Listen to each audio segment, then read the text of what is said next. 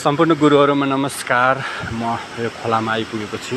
खोलामा चाहिँ आज हाम्रो मैले आमाले मकै पिस्न जा भन्नुभयो र त्यसपछि म मकै पिस्नको लागि आएको छु। अहिलेदेखिको यो बालापनको याद पनि आयो।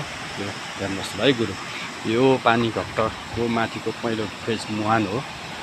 यो यहाँबाट पानी गइरहेको छ, यसबाट पानी गइरहेको छ। यो तल्लो घट्ट भयो, यो अर्को घट्ट भयो, यहाँ फेरि यहाँ अर्को टायरहरू छ। यो खोलामा लगातार 3वटा घट्ट छन्, एउटा माथि छ है गुरु। ल अब तपाईहरुलाई मैले यो घट्ट, यो ठ्याक्क पानी घट्ट हेर्नुहोस्, यो यहाँबाट चलिरहेको छ। योबाट हाम्रो ढोका भयो, यहाँबाट हामी भित्र पस्छौँ र यहाँ मैले यहाँ घट्ट सुरु गरिसकेको छु पिस्नको लागि। र यसरी पिस्छ है गुरुहरू। र हेर्नुहोस् त मकै क्या मजासँग पिसाएको छ, हेर्नु न, एकदम अर्गानिक। कसैले केही गर्नु भएन, यस्तो कुचाहरू हुन्छ हेर्नुहोस्, यो कुचाले बढाल्ने हो। यो सबै यति गरेको छ, यसरी पनि यसरी झर्छ गुरु।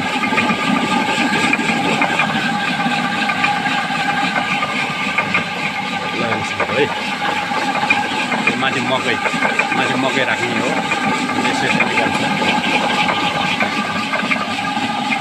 यो।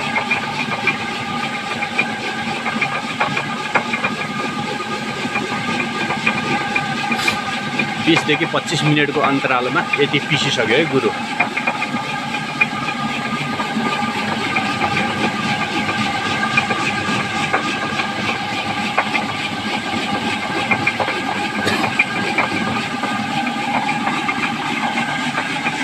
मकै भरि ल्याएको थिएँ,